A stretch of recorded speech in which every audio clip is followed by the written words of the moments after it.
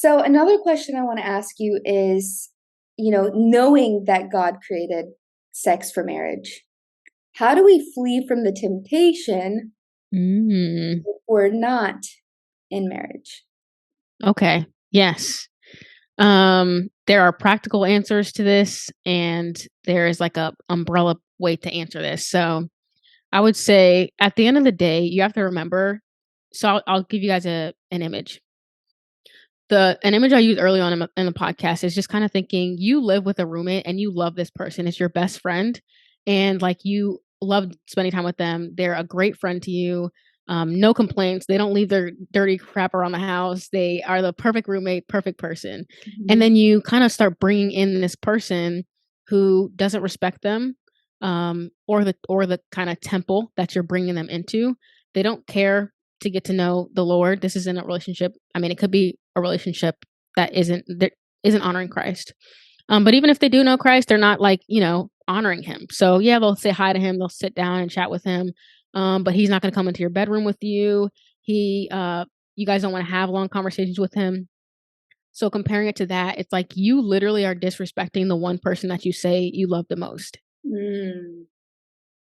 Hmm. Yeah, I just want to hang out in the air for a second. Yeah. That's how you're treating the person you love the most. And when you really just like surrender to that conviction, like I'm not loving the person I say I love the most, but also like you're also not stewarding your relationship. If you are in Christ and you're just struggling, you're not stewarding your relationship with Christ. And also you're causing someone that you love as well, a human, to sin against Christ, someone that you both say you love the most. That's so good. And we have to answer for that. That's so good. I actually, I lived that. I lived that in personal experience, because I came to Christ while I was in the middle of a very ungodly relationship. And I remember I remember feeling this conviction that we needed to be abstinent. Mm, And every time we fell into temptation, I remember feeling like the demonic got a stronghold back into my mm, life. I felt mm. so much condemnation, I felt so much shame. And I also began to see myself as God's kid. I began to see him as God's kid. And I started talking about God, like, even during sex, where Mm. I'd be like, okay, like, because I was trying to figure out, can this relationship be one that honors God? And I'm like, I don't know. I would just say things like you're Yeah. God's kid, like I'm God's kid, like you know. God's kids just touching each other. Oh my gosh, it makes no sense looking back. Like I've come so far since then. You were making progress still. That's okay. I was making progress, Right. exactly. And I remember like I got to the point where I'm like, oh my gosh, like he's God's kid, and he doesn't have the strength to not go into this with me. I have to be the Mm, one. mm. I have to be the one because yes, he's sinning against God. Like I'm sinning against God. He's sinning against God. And I don't want to be responsible for him sinning against God. Yes. Going back to what you said. Yeah, and that is a real thing, and I even told my younger brother that when he first started his relationship, remember that you are responsible for this person. Like Yes. everything the Lord gives us, we are stewards of, and sex is also that. Relationships are that as well. So keeping that in mind I think that should be your driving force. Now, to avoid sexual sin is putting boundaries up in your relationship and having this conversation. Like, when you do this, I actually really want to have sex with you. So we need to be wise and Mm. lessen that or find a way around it. Some people will say, and some churches will say, oh, no one should ever have their feet off the ground with someone. Like, if you're Mm. okay to honor the Lord still and lay next to them on the couch, then do that. We all have our own convictions. We know what we can handle, what we can't handle.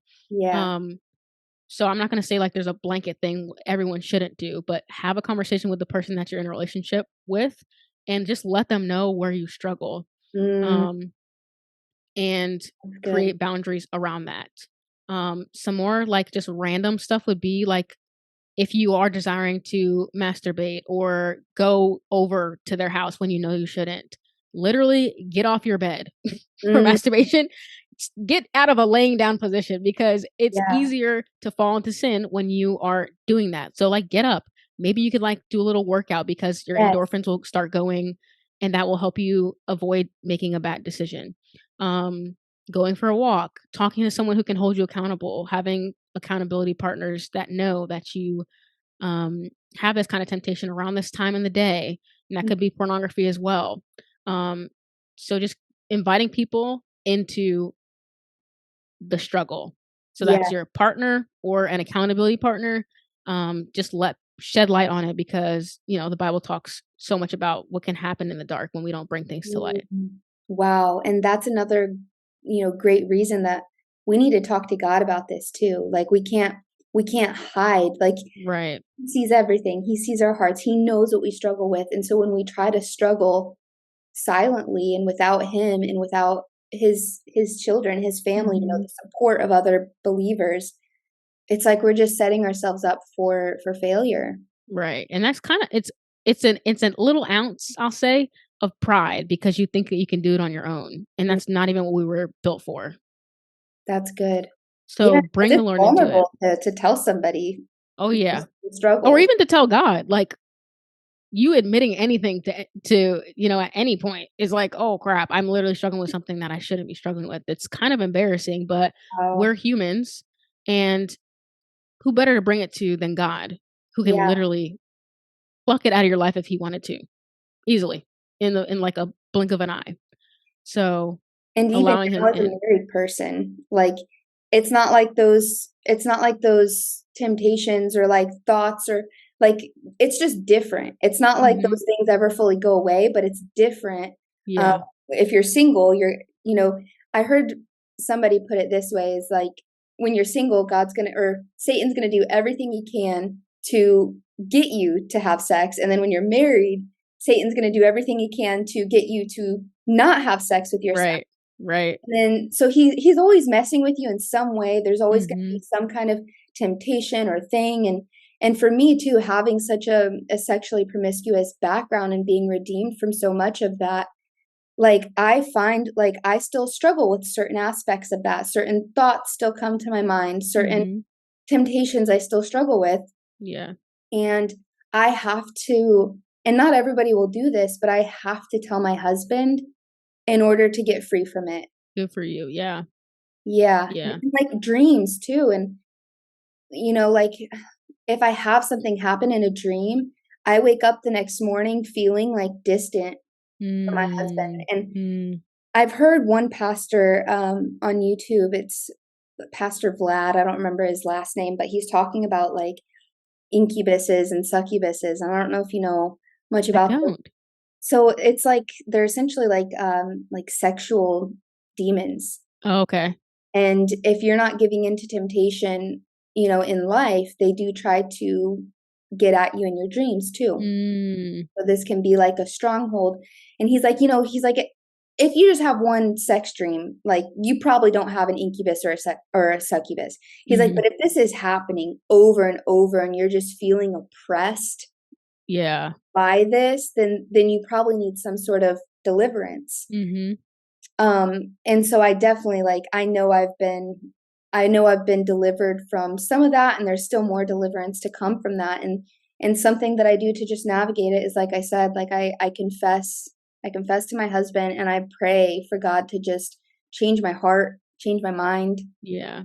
so I don't have those thoughts or Mhm. dreams. Yeah, and I think that's very healthy, especially in marriage, because I think some people, it could be pride, it could be shame. They keep that stuff from their spouse and then it just keeps festering. And then Yes. it becomes, an emotional affair or a physical affair.